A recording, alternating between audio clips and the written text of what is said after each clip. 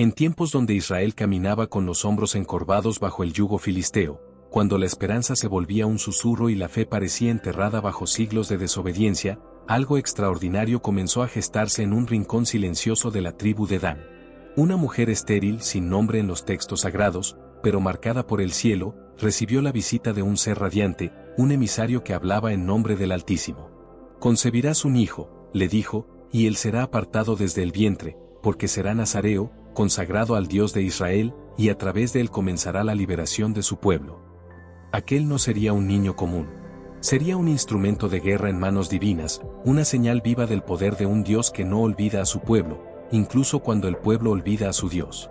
El esposo, llamado Manoaj, dudó al principio. Como cualquier hombre terrenal enfrentado a lo sobrenatural, pidió pruebas, pidió una segunda aparición, una palabra más clara. Y el mensajero celestial volvió. Les fue prohibido el vino, el contacto con la muerte, sobre todo, la tijera sobre la cabeza del niño. El cabello sería símbolo de un pacto invisible, tan frágil como sagrado. Sansón nació bajo estos signos, con una promesa ardiente sobre sus hombros, y desde su niñez el espíritu del Señor comenzó a moverlo. Pero aquello que lo hacía único también lo volvía solitario. Era fuerte, sí, pero también era incomprendido. Porque nadie sabía que dentro de ese cuerpo imponente vivía un corazón dividido entre la furia de un león y el anhelo de ser amado. No fue educado en las cortes, ni entrenado por soldados. Su escuela fue la llanura, su maestra, la soledad. Sansón creció viendo cómo su pueblo se acostumbraba a vivir sometido, y en sus ojos ardía una llama que no toleraba la resignación. Con las manos desnudas destrozó a un león, con un enigma humilló a los filisteos, y con una quejada de asno cegó las vidas de 1000 enemigos. Pero aún en medio de sus victorias, había en él una herida abierta. Su poder venía de Dios, pero su deseo se inclinaba a mujeres que no compartían su fe. Una tensión eterna entre la misión y la pasión, entre el deber y el deseo. Era un elegido, sí, pero también era un hombre. Si hasta este punto esta historia ha encendido tu curiosidad, si alguna vez has sentido esa lucha interna entre lo que eres y lo que podrías llegar a ser, entonces este es tu momento. Dale like al video, suscríbete al canal y comparte esta historia con alguien que necesite recordar que hasta los más fuertes tienen cicatrices. Sansón no era un héroe perfecto, sino uno quebrado. Cada decisión suya era un tambor que anunciaba tormenta. Y en algún lugar del valle de Sorek, ya se tejía el destino de su ruina, una mujer cuya belleza era un lenguaje que confundía al sabio, y cuyo nombre quedaría marcado como símbolo eterno de traición. Dalila. Pero antes de llegar a ese punto, Sansón aún tenía caminos por recorrer, enemigos que aplastar y una historia que escribir con sangre, tierra y lágrimas. Porque incluso los gigantes caen, pero algunos caen haciendo temblar los cimientos del enemigo. No fue una época cualquiera. Los filisteos dominaban con crueldad, imponiendo tributos, aplastando rebeliones, saqueando las cosechas de Israel sin temor a represalia. Los jueces que una vez levantaron la voz y la espada en nombre de Dios habían sido reducidos a ecos en la memoria. La gente ya no esperaba un salvador, apenas deseaban sobrevivir un día más sin ver sus casas arder. Fue en ese silencio, en ese abandono, donde el cielo habló de nuevo. Una mujer, que llevaba años deseando en vano el fruto del vientre, vivía en la región de Sora. Era esposa de un hombre llamado Manoaj, de la tribu de Dan.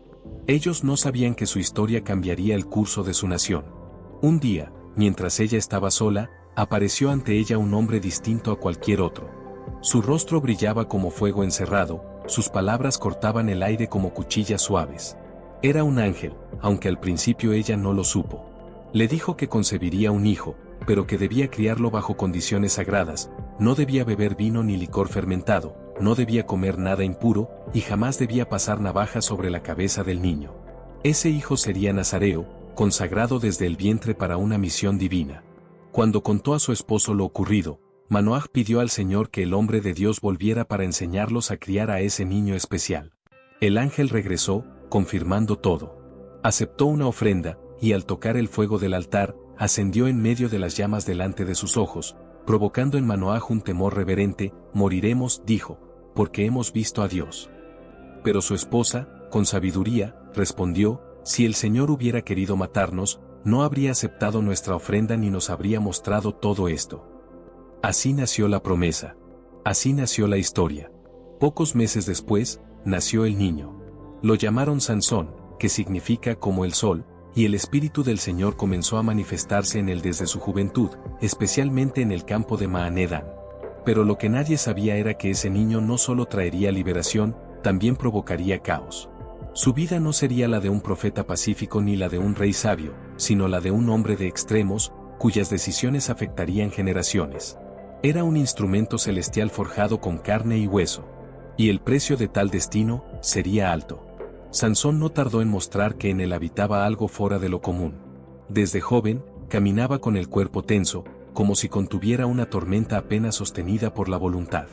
Su mirada era profunda, y aunque no vestía armadura ni cargaba espada, su presencia imponía respeto. No era un hombre de muchas palabras, pero cada paso suyo parecía guiado por un impulso divino. A los ojos del pueblo, era apenas un joven fuerte, pero los ancianos, en su silencio, sabían que los cielos estaban escribiendo algo a través de él. Algo grande y peligroso. Un día, Sansón descendió a Timnat, una ciudad filistea. Allí vio a una mujer que despertó en él un deseo incontrolable. Volvió a casa y dijo a sus padres: «He visto una mujer entre los filisteos. Tómenla para mí como esposa». Manoaj y su esposa se opusieron. ¿Por qué buscar entre los enemigos lo que podía hallarse entre los suyos? Pero el deseo de Sansón no cedía, y la Escritura señala que todo esto era parte de un plan divino oculto. Dios buscaba ocasión contra los filisteos. En el camino de regreso a Timnat para los esponsales, un rugido atravesó la calma del sendero. Un león joven, hambriento, surgió entre los viñedos. Sansón, sin armas y sin compañía, lo enfrentó. Pero algo sucedió. El Espíritu del Señor descendió sobre él con tal fuerza que rasgó al león con sus manos desnudas, como si fuera un cordero. No dijo nada a sus padres, no se jactó de su hazaña. Solo siguió su camino, cargando dentro de sí el secreto de que la fuerza de Dios lo había tocado de forma irrevocable. Días después, al volver a pasar por el lugar, vio el cadáver del león. En su interior, una colmena había formado panales de miel. Sansón tomó de ella y comió, incluso llevó a sus padres sin contarles el origen. Este acto, aunque simple, mostraba una grieta en su voto nazareo, había tocado un cuerpo muerto. La fuerza divina aún lo acompañaba, pero su descuido espiritual comenzaba a manifestarse en pequeñas transgresiones. Eran señales silenciosas del conflicto entre el hombre llamado y el hombre carnal. Durante la boda con la mujer filistea, Sansón propuso un enigma a los 30 invitados. Del devorador salió comida, y del fuerte salió dulzura. Si lo resolvían en 7 días, les daría 30 mudas de ropa, si no, ellos deberían dárselas a él. Los hombres, incapaces de resolverlo, presionaron a la esposa de Sansón para que lo sedujera hasta obtener la respuesta. Ella lo acosó con lágrimas hasta que él, cansado, cedió. Al revelarlo, ella lo traicionó y lo contó a los filisteos. Cuando Sansón oyó la respuesta correcta de sus enemigos, comprendió la traición. Ardió su furia, y como un fuego desatado, descendió a Ascalón, mató a 30 hombres y tomó sus ropas para pagar su deuda. No regresó a su esposa. La dejó, humillada y sola, y el padre de ella la entregó a otro. Este fue el comienzo de una cadena de venganza que mancharía de sangre los campos filisteos y convertiría a Sansón en una leyenda viva, y en un hombre cada vez más solo.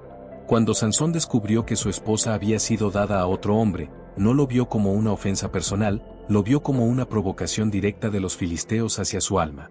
Y esa alma, ya herida por la traición y el desprecio, no iba a permanecer en silencio.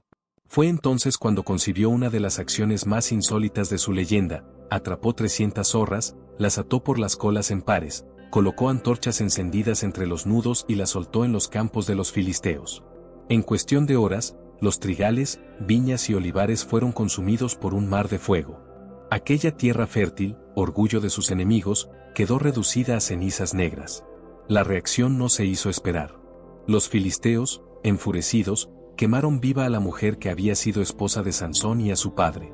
La justicia que ellos proclamaban no era justicia, era venganza envuelta en crueldad.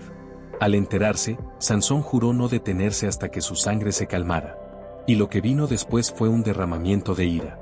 Los detalles son escasos, pero las escrituras afirman que los hirió cadera sobre muslo, expresión que sugiere una masacre completa, una humillación total sobre sus adversarios. Tras este acto, Sansón se refugió en una cueva en la roca de Etam. Era ahora un hombre perseguido por un ejército. Los filisteos marcharon contra Judá y exigieron su entrega. 3000 hombres de Judá del mismo pueblo de Sansón, subieron hasta la roca y le dijeron, ¿no sabes que los filisteos nos gobiernan? ¿Por qué nos has hecho esto? La ironía era brutal, el libertador, ahora considerado una amenaza por su propio pueblo. Sansón no opuso resistencia. Solo pidió que ellos no lo mataran, sino que lo entregaran vivo. Se dejó atar con cuerdas nuevas, como un cordero que conoce su fuerza, y que decide cuándo usarla. Cuando fue llevado ante los filisteos, y estos celebraban su captura, el Espíritu del Señor descendió sobre él como un trueno contenido demasiado tiempo. Las cuerdas se deshicieron como hilos quemados, y Sansón, sin arma en mano, encontró una quijada fresca de un asno. Con ella, desató un acto de furia divina, mató a 1000 hombres. 1000. No con una espada, no con una lanza, sino con un hueso seco. El campo se tiñó de rojo, y el eco de los gritos se alzó al cielo. Cuando la última vida cayó, Sansón, exhausto y sediento, clamó a Dios, «Me has dado esta gran victoria para que ahora muera de sed y caiga en manos de los incircuncisos». Y el Señor, en un gesto de misericordia, hizo brotar agua de la misma quijada que fue instrumento de juicio. Sansón bebió, y recobró el aliento. Aquel lugar fue llamado Enacoré, la fuente del que clama. Así continuó Sansón, juzgando a Israel por 20 años. Pero aunque el pueblo lo miraba como líder, el corazón de Sansón era un campo de batalla. No había encontrado paz, ni redención. Solo lucha, pérdida, y una creciente oscuridad. La historia, sin embargo, aún no había alcanzado su clímax. Porque en algún rincón del valle, Dalila esperaba. El pueblo lo aclamaba como juez, pero pocos lo comprendían. Durante 20 años, Sansón fue una sombra viva entre los suyos. No se le conocían discípulos ni compañeros de armas. No formó familia, no fundó escuela, no dejó herencia, solo cicatrices. Era respetado, sí, pero también temido. Porque no hablaba como los sabios, ni gobernaba como los antiguos jueces. Su autoridad no venía de palabras, sino de actos. Y cada uno de esos actos estaba manchado de sangre. El libertador era también un símbolo de la fragilidad humana, alguien que podía vencer ejércitos, pero no sus propios impulsos. De noche, se le veía vagar por los campos, mirando al cielo sin hablar, como si buscara algo que ya no estaba. Quizás el rostro de Dios, quizás la paz que no encontraba desde su juventud. Su fuerza permanecía, pero su corazón se había vuelto un campo yermo. Porque la victoria no siempre sana, y la fuerza, cuando no se equilibra con sabiduría, se vuelve carga. Sansón cargaba en los hombros no solo el peso de su misión, sino también el peso de su propio carácter incontrolado. Fue entonces cuando descendió a Gaza, una ciudad filistea, enemiga. Y allí, lejos de los ojos de su pueblo, buscó compañía en los brazos de una prostituta. Los filisteos, al enterarse, rodearon la ciudad y esperaron la madrugada para capturarlo. Pero Sansón, a medianoche, se levantó. Salió, arrancó las puertas de la ciudad con sus postes y las llevó sobre sus hombros hasta la cima de una montaña frente a Hebrón. Aquel acto fue más que una hazaña, fue un grito silencioso de un hombre que aún podía derribar murallas, pero que ya no tenía a quien proteger ni por quien luchar. Cada paso que daba, lo alejaba más del llamado inicial. Cada victoria lo acercaba más al vacío. Y entonces, cuando el alma ya estaba desgastada, cuando el juicio se nublaba por la fatiga de años sin descanso, apareció ella, Dalila. Su nombre no requería trompetas. Su presencia no necesitaba presentación. Era como el perfume que precede a la traición, como la brisa que anuncia una tormenta que arrasará no solo los muros, sino también el espíritu. El valle de Sorek, fértil y silencioso, parecía un lugar olvidado por las guerras. Pero no lo estaba. Era una tierra donde los rumores se transformaban en estrategia, donde el arte de la seducción era arma más peligrosa que cualquier lanza. Allí vivía una mujer cuyo nombre ha sido susurrado con asombro y desprecio a lo largo de generaciones, Dalila. De ella no se dice mucho en la escritura, pero las tradiciones orales y textos apócrifos pintan una figura tan hermosa como astuta, tan encantadora como letal. Algunos escritos la vinculan a cultos antiguos de Astarte, diosa de la fertilidad y la destrucción, una sacerdotisa entrenada para manipular reyes, jueces y guerreros. Sansón la amaba. ¿Por qué? Tal vez buscaba descanso en su belleza. Tal vez quería sentirse un hombre y no solo un instrumento de guerra. Tal vez, en el fondo, sabía que estaba pisando el borde de la ruina, y no le importaba. Porque el cansancio de un alma herida a veces clama por alivio, aunque ese alivio cueste la propia ruina. Y Dalila era el tipo de mujer que no necesitaba levantar la voz, bastaba con mirar, tocar, susurrar, para que hasta los muros más sólidos empezaran a resquebrajarse desde dentro. Los príncipes de los filisteos, viendo la oportunidad, la buscaron con promesas de plata. Sedúcela, le dijeron, y descubre el secreto de su fuerza. Ella aceptó, no por necesidad, sino por convicción. Para ella, Sansón no era un hombre, era una llave. Una puerta a la venganza de su pueblo, una leyenda que había que silenciar. Llegaron los juegos. Dalila preguntaba, ¿dónde está tu fuerza? Y Sansón, sonriendo, mentía. Primero, decía que 7 cuerdas nuevas habrían bastado. Cuando eso falló, habló de nuevas cuerdas. Luego de trenzas tejidas en un telar. Cada vez que le hacía dormir, intentaba inmovilizarle, y cada vez se levantaba como un dios vengador. Pero algo cambió. Su insistencia empezó a hacer mella. Sus palabras cortaban con más precisión que las espadas. ¿Cómo puedes decir que me amas si no confías en mí? Era la lanza invisible de la manipulación, que golpeaba directo al corazón. Sansón, exhausto, se rindió. Abrió el cofre de su pacto y reveló, ninguna navaja ha pasado por mi cabeza, porque soy nazareno. Si me rapan, perderé mi fuerza. Dalila se dio cuenta de que había ganado. Le hizo dormir en su casa, llamó a un hombre para que le cortara las 7 trenzas, y así se rompió el pacto. No por los cabellos, sino por la confianza traicionada, por el voto roto, por la delgada línea entre la llamada divina y los deseos de la carne. Cuando ella gritó, Sansón, los filisteos están sobre ti, él se despertó, pero algo era diferente. Se levantó como antes, pero el espíritu del Señor ya no estaba con él. Su fuerza no respondía. Su cuerpo, antes indomable, ahora era solo carne. Lo capturaron, le sacaron los ojos y lo arrastraron a Gaza como un trofeo viviente. El hombre que había hecho temblar a los ejércitos, ahora estaba ciego, encadenado y escarnecido. Gaza celebraba. Las plazas estaban llenas. La noticia se extendía como fuego en rastrojo, el enemigo había caído. El guerrero que humilló a los filisteos, el azote de sus campos y sus ejércitos, ahora era un espectro ciego arrastrando grilletes. No tenía espada, no tenía corona, no tenía vista. Sansón, el león de Judá, giraba como bestia domesticada en el molino, moliendo grano bajo látigos, mientras las risas resonaban como cuchillos en sus oídos. Aquello no era solo castigo. Era espectáculo. Y los dioses paganos eran adorados como vencedores sobre el Dios de Israel. Pero en el silencio, mientras las piedras del molino chirriaban bajo sus pies, algo volvía a despertar. El cabello de Sansón comenzó a crecer. Y con él, lentamente, también crecía algo más, la memoria. La oración. La llama que nunca fue extinguida. Porque aunque el hombre había caído, el pacto no estaba muerto. Solo dormido. Pasaron los meses. Sansón no veía con los ojos, pero empezó a ver con la mente. No había vanidad, ni orgullo, ni deseo de venganza ciega. Solo había un grito silencioso al cielo. Un susurro que decía, Señor, acuérdate de mí. Una vez más.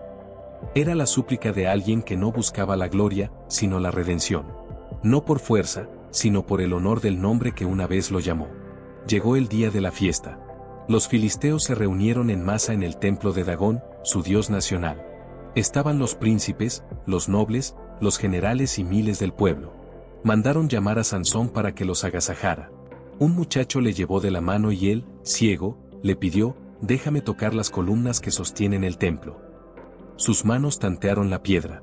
Palpó la estructura. Sintió la vibración de las voces, el peso del desprecio. Y entonces, rezó. Señor, Dios mío, acuérdate de mí. Dedícame tu fuerza solo por esta vez, para salvar mis ojos y hacer justicia a tu pueblo. Y apoyándose en las columnas, plantó los pies en el suelo como un guerrero en posición final. Empujó. Primero, el crujido. Luego, el estallido. Y luego el derrumbe. Las columnas cedieron. El templo tembló. Y con un último grito de su alma, Sansón derribó la casa sobre los filisteos y sobre sí mismo. Ese día murieron más personas que en toda su vida. No fue una victoria ordinaria. Fue un sacrificio. El último acto de un hombre que nació para luchar y que encontró la paz entre las ruinas. El polvo aún flotaba en el aire cuando el silencio descendió sobre Gaza. No era el silencio común del temor ni de la sorpresa, era un silencio sagrado, el mismo que cubre la tierra cuando lo imposible ocurre. Miles de cuerpos yacían bajo las piedras del templo colapsado. Entre ellos, el de un hombre ciego, encadenado hasta su último aliento, pero libre en espíritu como nunca antes lo había sido. Sansón no murió como un esclavo. Murió como una llama que, en su última chispa, incendió la noche. Fue enterrado entre Sora y Estaol, en el sepulcro de su padre Manoaj. No hubo procesión real. No hubo canciones. Apenas tierra, rocas y memoria. Pero su nombre no fue olvidado. Porque Sansón no fue solo un hombre fuerte, era el reflejo desnudo del alma de Israel, llamado a la santidad, seducido por la carne, rebelde por instinto, pero redimido por un clamor sincero. Su historia no es solo una advertencia, es una ventana al drama de la existencia humana ante la llamada divina. De él aprendemos que los dones más extraordinarios, cuando no están guiados por la disciplina, pueden convertirse en una maldición. Que la fuerza sin sabiduría es como una espada sin empuñadura, corta a quien la empuña. Que la misión sin comunión con Dios se convierte en una carga. Y que el verdadero poder no reside en vencer a 1000 enemigos, sino en rendirse ante el Creador en el momento más oscuro. Dalila fue la caída, pero no fue el final. La ceguera fue la consecuencia, pero no fue el castigo. El verdadero castigo fue el vacío que Sansón cargó cuando se apartó de su propósito. Y la restauración no vino con la vista de los ojos, sino con la vista del espíritu. Porque incluso sin ver, él vio. Vio el trono que había abandonado, vio los votos que había roto, y vio, con el alma desnuda, que Dios aún le escuchaba. Por eso su muerte no es tragedia, sino redención. Es justicia y misericordia fundidas en una sola escena. Sansón murió con los brazos abiertos entre columnas, como un puente entre la justicia divina y la debilidad humana. Su caída no fue derrota, fue una ofrenda. Y a través de ella, el ciclo de opresión se rompió. Solo podemos preguntarnos, ¿cuántas veces, como Sansón, dejamos crecer nuestras fuerzas, pero nos olvidamos de alimentar nuestro espíritu?